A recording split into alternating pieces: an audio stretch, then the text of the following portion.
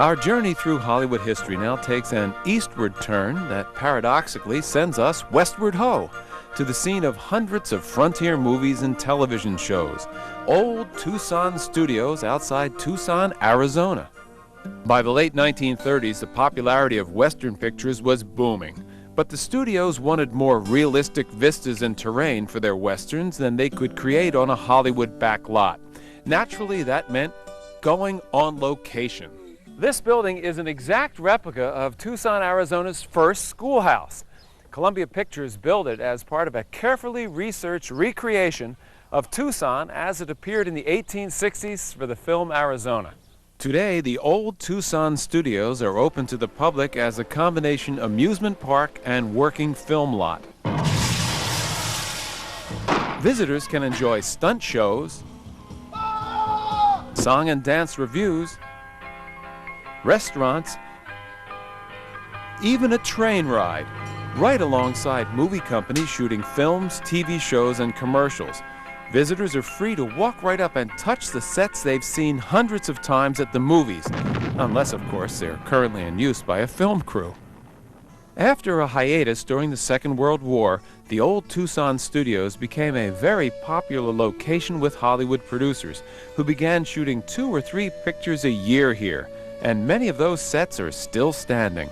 Universal made Winchester 73 here, starring Jimmy Stewart and Shelley Winters. This is the corral that Paramount built for, you guessed it, Gunfight at the OK Corral.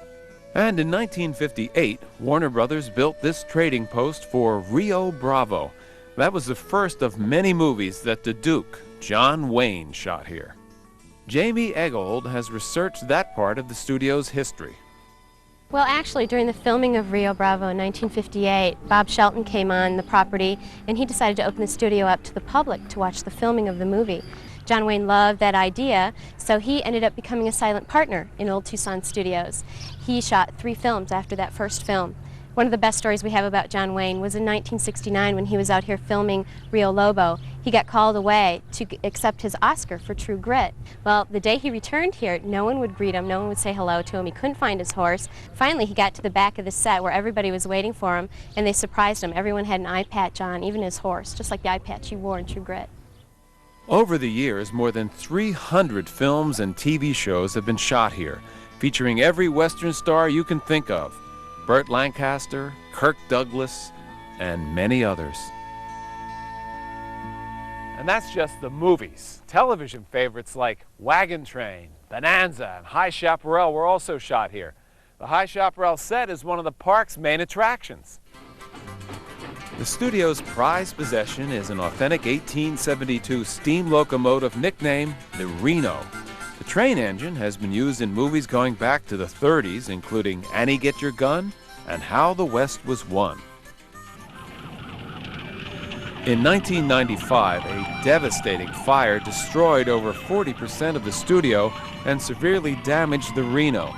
The cause of the blaze was never identified, but the damage forced the studio to shut down. The studio decided to rebuild and 20 months later reopened with improved visitor and filmmaking facilities. Old Tucson Studios is now attempting to restore the Reno. Although fire completely destroyed 2 of the authentic wooden cars, train experts are optimistic about the structural condition of the steam engine and believe that it can be refurbished. And in Hollywood, where the old often falls to make way for the new, that's a very happy ending for an antique like this.